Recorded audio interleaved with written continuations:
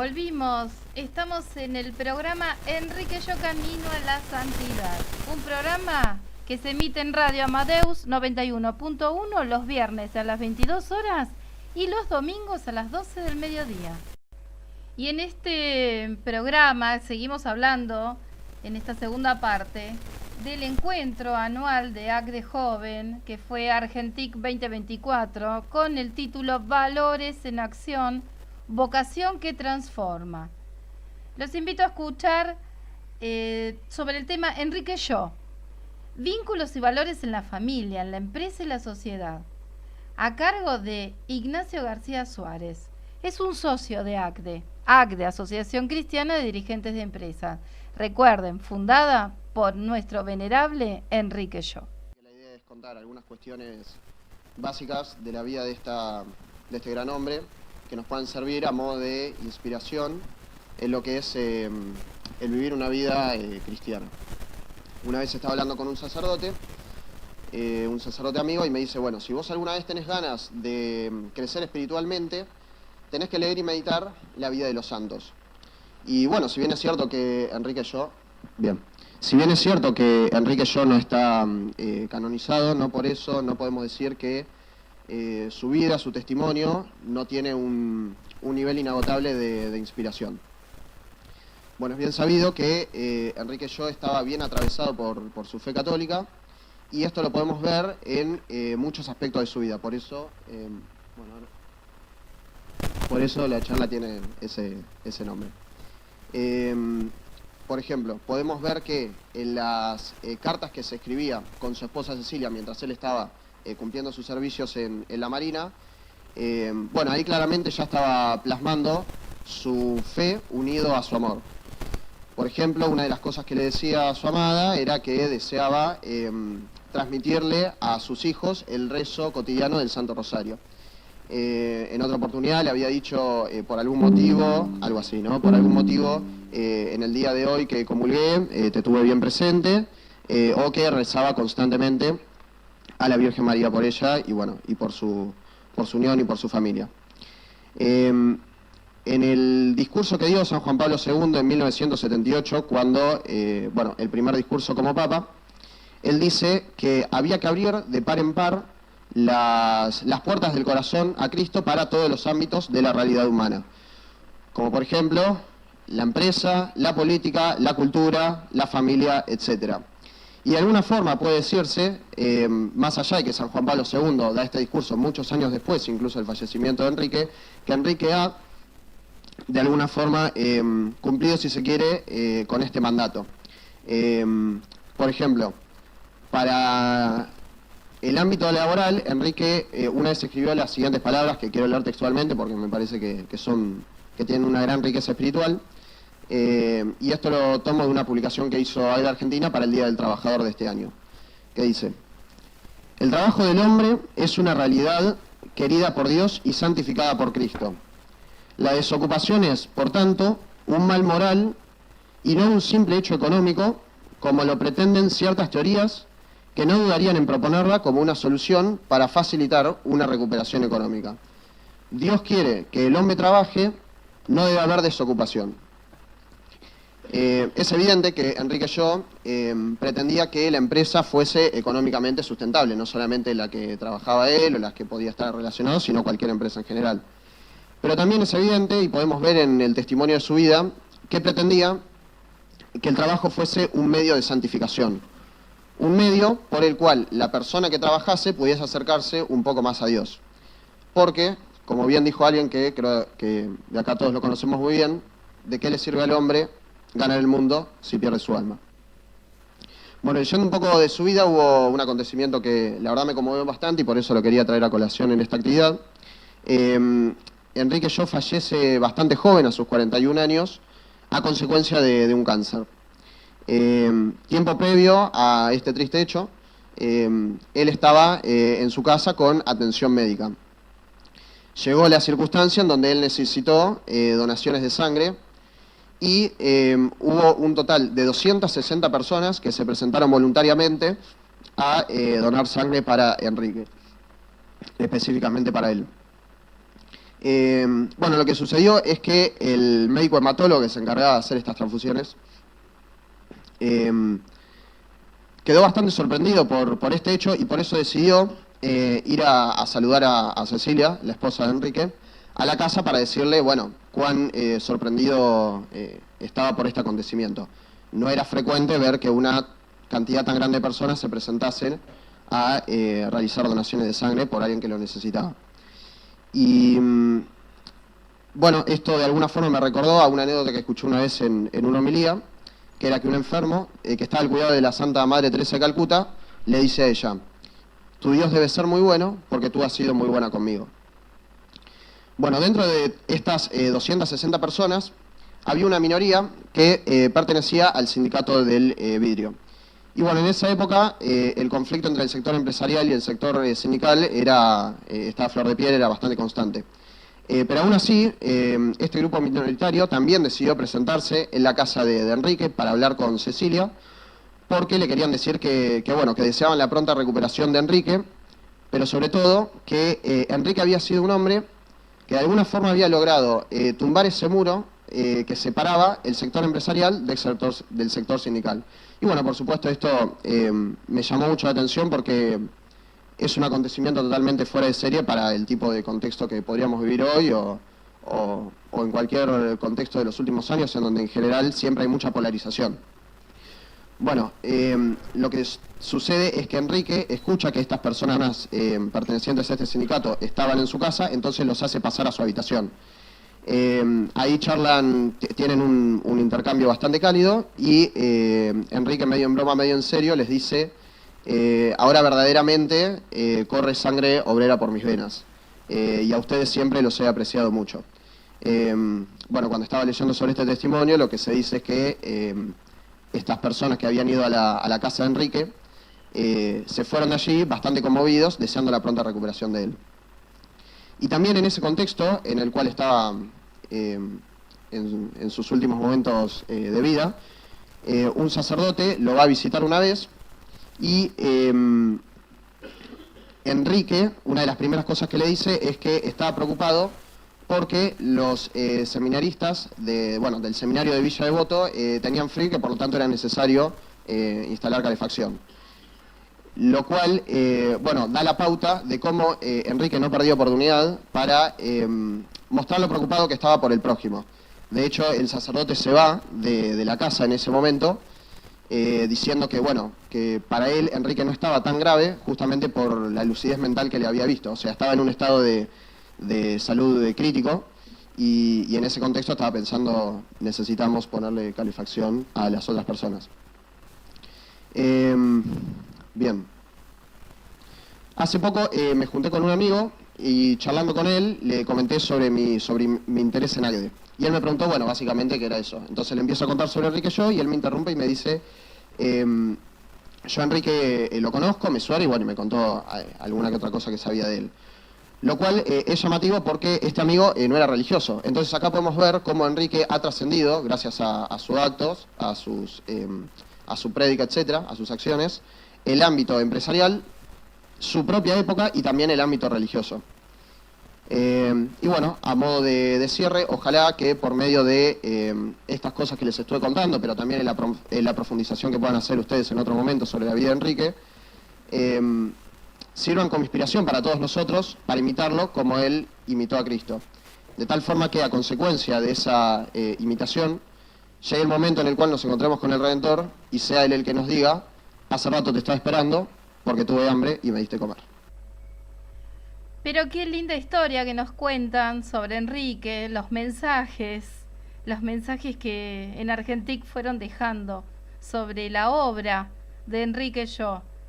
Un Enrique Yo familia, un Enrique Yo papá, esposo, empresario, trabajador, realmente un hombre de bien. Vamos a escuchar el mensaje que nos deja el padre Daniel Díaz.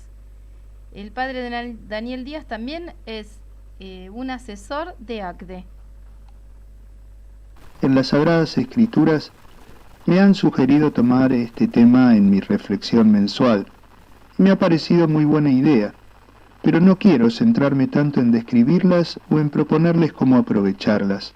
Ya 2 reflexiones han abordado el tema este mes y existe muy buen material accesible para quien quiera hacerlo.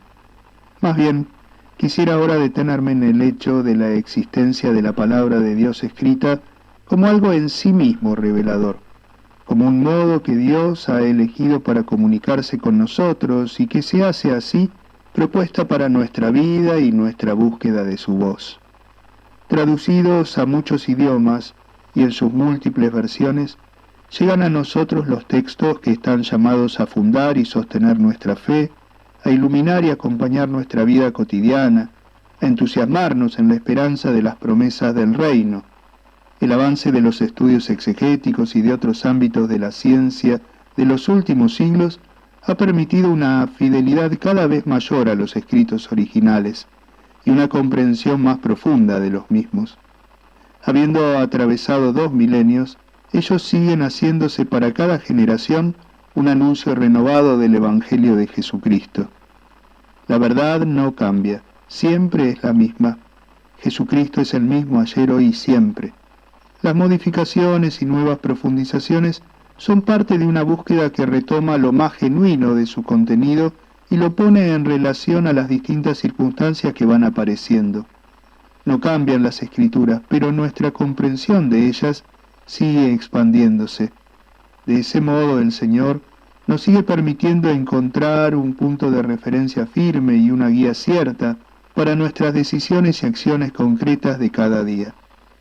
Es preciso recordar cómo se fue conformando lo que hoy llamamos Biblia. Esta palabra, que podríamos traducir como los libros o biblioteca, ya nos habla de multiplicidad. En distintos momentos históricos, en diferentes lugares, con distintos idiomas y a través de muy distintas personas, se fue plasmando la experiencia creyente de un pueblo que descubría en lo que había vivido en su historia una realidad que trascendía los meros hechos humanos para conformarse en experiencia de encuentro con Dios y con lo que Él quería revelar a los hombres para salvarlos, para liberarlos. La vivencia cotidiana de tantas personas a lo largo de la historia, del pueblo del Antiguo Testamento y de la Iglesia, conformada por circunstancias tan disímiles, fue reconocida por inspiración divina como el lugar donde el Señor se expresaba a sus hijos. De ese modo cobró una profundidad inusitada. Lo que una persona, un grupo o un pueblo vivió o sintió, eso que lo alegró o le hizo padecer, fueron los renglones donde Dios escribía las respuestas a quién era Él mismo, quiénes éramos nosotros, cómo podíamos alcanzar la felicidad y cada una de las preguntas que tiene todo ser humano sobre su existencia. Dios quiso que esa experiencia, tan personal y de primera mano, fuera legada a las generaciones sucesivas y se expandiera a toda la humanidad. El Espíritu Santo inspiró a autores sagrados que releyeron esas experiencias de personas concretas y las pusieron por escrito, en textos que, dado su reconocido valor, fueron custodiados y preservados sin caer en la tentación de deformarlos según las conveniencias. El don de Dios no era para unos pocos, sino para todos sus hijos, para todos los que Él quería que fueran alcanzados por su salvación, en todas partes y a través del tiempo. Las Escrituras nos transmiten que el Hijo de Dios, la palabra eterna del Padre, se encarnó en Jesús para revelarse y redimirnos. La historia humana quedó a tal punto transformada por su presencia que toda ella se hizo lugar de revelación. Así, todos los acontecimientos de nuestro devenir se constituyeron un lugar donde el mismo Dios nos habla de modo permanente. Podemos releer nuestro presente y circunstancias de algún modo como palabra de Dios, porque allí el Señor se sigue expresando en su amor a nosotros. Desde esta perspectiva, en nuestra tarea y misión en el ámbito empresarial, todo lo que va sucediendo, nuestros aciertos y fracasos, esfuerzos y cansancios, alegrías y tristezas, se hacen lugar de revelación de Dios. En cada vínculo, con un obrero empleado, cliente o proveedor, hay una presencia de Dios que invita a reconocer quién es Él, quién soy yo y quién es el que es mi interlocutor. Mi realidad cotidiana de trabajo se torna entonces en ámbito de oración y de misión, porque allí mismo está Dios hablándome. Sin la pretensión de ser autores inspirados por Dios como los que escribieron la Sagrada Escritura, como bautizados, nos sabemos habitados por el Espíritu Santo. Él nos permite ver con los ojos con que Dios mira nuestra circunstancia y descubrir en nuestra actividad en la empresa que Cristo se hace presente para consolar y fortalecer, para denunciar y condenar, para mostrarse salvador y liberador, para señalarnos caminos, para enviarnos al anuncio.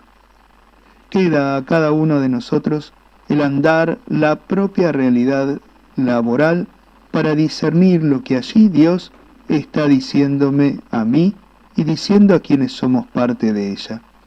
Creemos en una palabra viva y eficaz, siempre actual y transformadora. Esa palabra está en la Biblia y también en mi vida cotidiana, en mi trabajo. Escuchémosla con atención. Que Dios los bendiga a todos y les regale poder oír su voz cada día para poder experimentar su amor y su cercanía.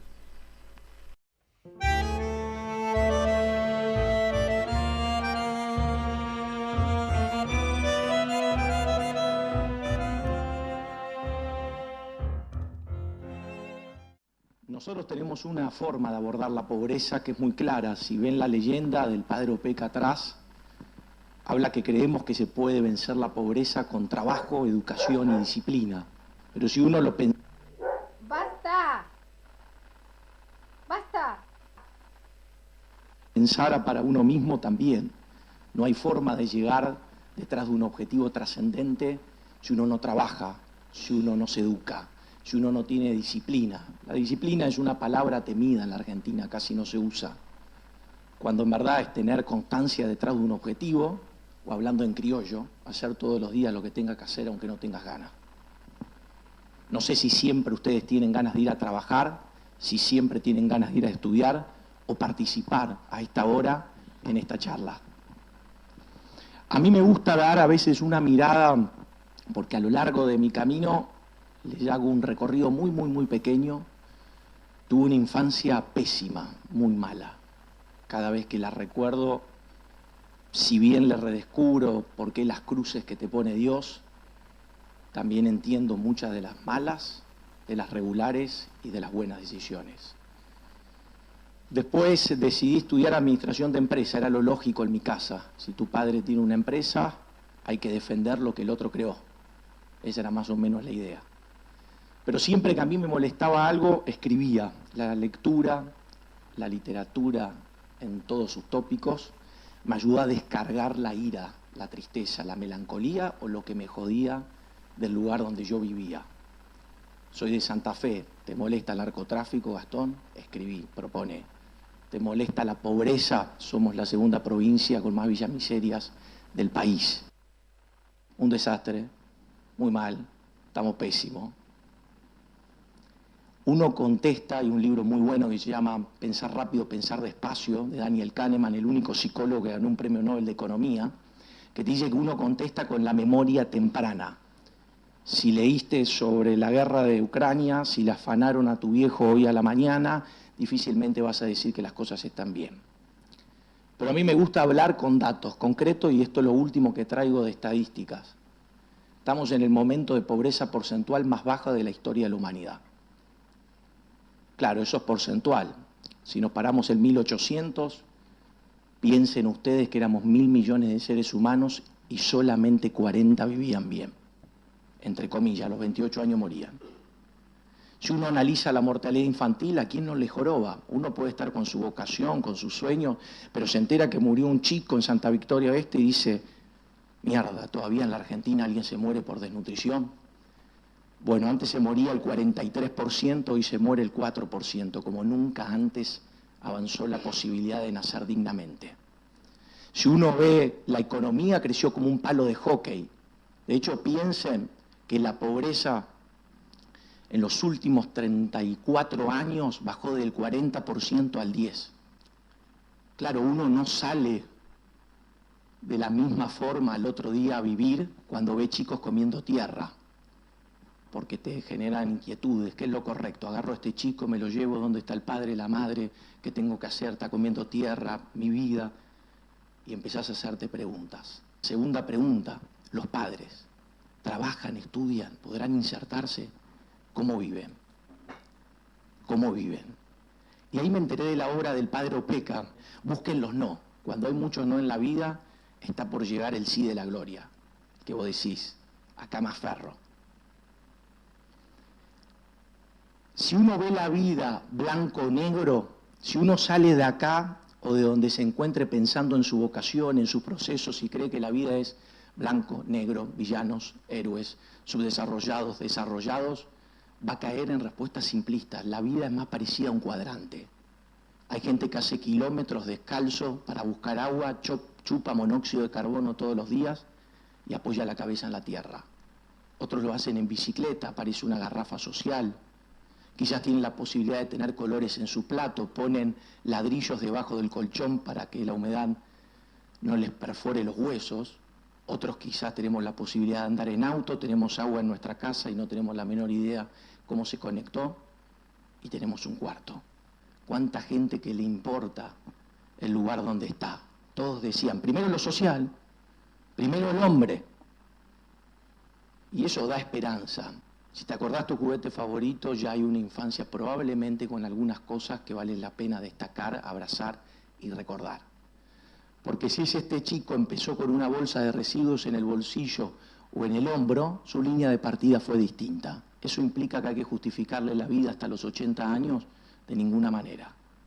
Esa mujer va todas las noches a buscar bolsa de residuos a una de las colinas de Antananarivo, la capital de Madagascar, en Manantenazoa, busca las bolsas, las lava, las cose y al otro día las trata de vender. Eso es integridad. Pero en este recorrido, claro, uno se topa con gente que ha sufrido más o entiende sus dramas. Entonces, ahí hay una cuestión importante, no la puedo dejar de decir, menos en un ambiente como este. Yo también me considero una persona de fe y pienso, toda ayuda es válida. Cuando uno ve dolor, ¿todo está permitido? Bueno, estuvimos escuchando al fundador de Acamasoa Argentina, Gastón Vigo, con el tema Vocación que transforma. Hay mucho más para escuchar, pero bueno, se nos terminó el programa. Recuerden, página oficial de Enrique, www.enriqueshow.com. Nos encontramos la próxima semana acá en Radio Amadeus 91.1 en el programa Enrique Yo Camino a la Santidad.